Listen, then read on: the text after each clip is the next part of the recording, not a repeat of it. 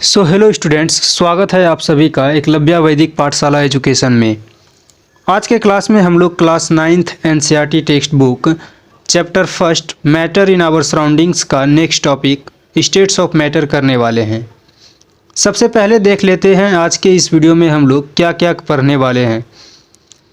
आज का क्लास शुरू करने से पहले हम लोग देख लेते हैं स्टेट्स ऑफ मैटर टॉपिक के अंदर हम लोग क्या क्या कवर करेंगे और दो छोटे छोटे टर्म्स जो है रिगिड और फ्लूइड्स।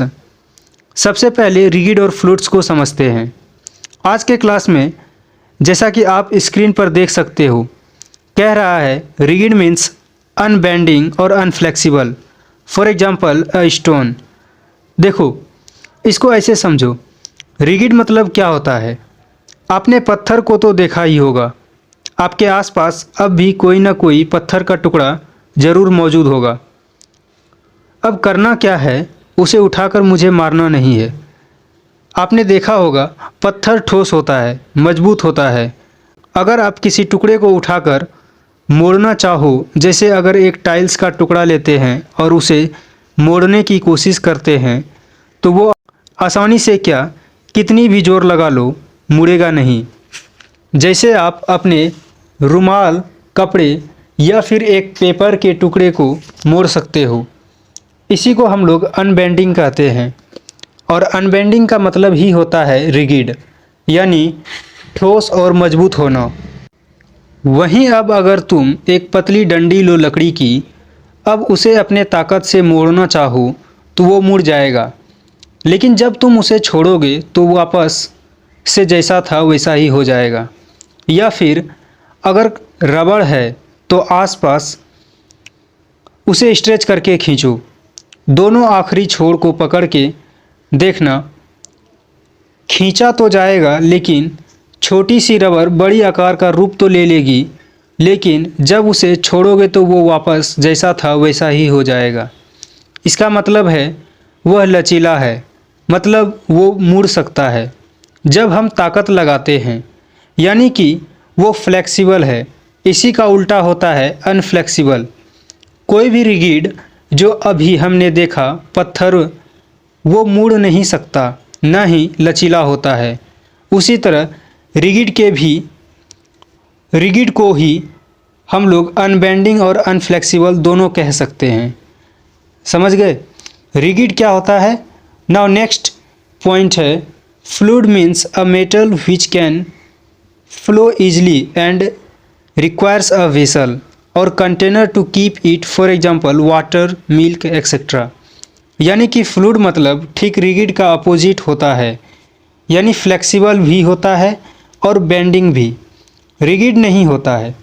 इसे ऐसे समझो जैसे एक ग्लास पानी लो, उसे कहीं सरफेस पर तुम उछल दो या फिर टेबल पर डालो, देखोगे वो एक जगह नहीं रहता बल्कि पूरी सरफेस पर फैल जाता है। इसका मतलब है इसका ना तो खुद का कोई आकार होता है न रूप, जहाँ इसे रखोगे ये उसका रूप ले लेगी। वहीं यहाँ कह रहा है फ्लूइड मतलब एक ऐसा पदार्थ होता है जो आसानी से बह जाता है और जिसको स्टोर करने के लिए हमें एक कंटेनर की आवश्यकता होती है, यानी कि बाल्टी, ग्लास या मग, कुछ भी। जैसे उदाहरण भी यहाँ दिया गया है पानी और दूध का।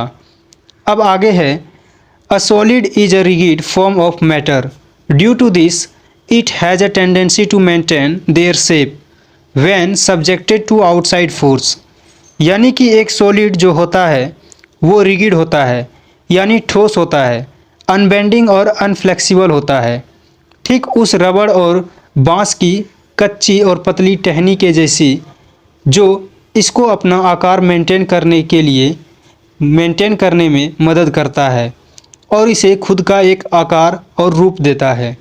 नाउ नेक्स्ट है a liquid and a gas is fluid form of matter, और ठीक इसके अपोजिट गैस और लिक्विड जो होता है फ्लूइड होता है, यानी कि आसानी से बह जाता है और इसे स्टोर करने के लिए हमें कंटेनर जैसी बाल्टी, जग, ग्लास या मग की आवश्यकता होती है। इसका खुद का कोई आकार नहीं होता, क्योंकि ये फ्लेक्सिबल होता है, न कि रिगिड। और इसमें एक बात, लिक्विड को तो हम खुले बर्तनों में रख सकते हैं क्योंकि इसके पार्टिकल्स गैस के मुकाबले कई गुना अधिक क्लोज होते हैं, जिससे इसकी डेंसिटी यानी इसका भार अधिक होता है गैस से, जिस वजह से यह खुला कंटेनर में रह जाता है। वहीं गैस के पार्टिकल्स ठीक इसका अपोजिट दूर रहता है और डेंसिटी यानी भार कम होने के वजह से इसे हम खुले कंटेनर यानी बर्तनों में नहीं रख सकते। अगर रखते हैं तो यह आउटर सरफेस में चला जाता है, इसलिए इसको कंप्रेस्ड करके दबाव के साथ बंद कंटेनर में रखना पड़ता है। इसका जाना माना एग्जाम्पल तुम अपने घरों में सीएनजी या फिर जिसे खाना बनाने वाला सिलेंडर देख सकते हो, वो है। नाउ नेक्स्ट है the characteristics of liquids and gases of flowing easily is called fluidity, यानी कि लिक्विड और गैस के आसानी से बहने की विशेषता को फ्लूइडिटी कहते हैं। इसे ध्यान में रखना, ये डेफिनेशन अक्सर एग्ज़ाम में पूछे जाते हैं 1 या 2 नंबर में। यहाँ तक सबको क्लियर है। अब आगे देखते हैं इस टॉपिक में हम लोग क्या क्या पढ़ेंगे। सबसे पहले है classifications of matter as solids, liquids and gases, यानी पदार्थों के विभाजन को सॉलिड, लिक्विड और गैस के फॉर्म में पढ़ेंगे। नेक्स्ट है properties of these 3 states of matter, यानी कि इसके गुण और विशेषता को समझेंगे कि सॉलिड, लिक्विड और गैस क्या होता है, इसमें क्या अंतर है। आज हम लोग सिर्फ क्लासिफिकेशंस ऑफ मैटर को देख लेते हैं, फिर अगले वीडियो में एक एक करके सॉलिड, लिक्विड और गैस को डिटेल में समझेंगे। यहाँ कह रहा है on the basis of physical state all the matter can be classified into 3 groups, solids, liquids and gases, और in other words solids, liquid and gases are called 3 states of matter, यानी कि वास्तविक स्थिति के अनुसार देखा जाए तो मैटर को 3 भागों में बांटते हैं, सॉलिड, लिक्विड और गैस। वहीं इसे इस तरह भी कह सकते हो, सॉलिड, लिक्विड और गैस को ही हम लोग स्टेट्स ऑफ मैटर यानी कि पदार्थों के अलग अलग रूप कहते हैं। आगे है these states of matter are due to the these states of matter arise due to the variation in the characteristics of the particles of matter, यानी कि ये जो भी हम 3 प्रकार देखे मैटर के, सॉलिड, लिक्विड और गैस, यह किसके कारण उत्पन्न होते हैं? पदार्थों के पार्टिकल्स के गुण और विशेषताओं के कारण।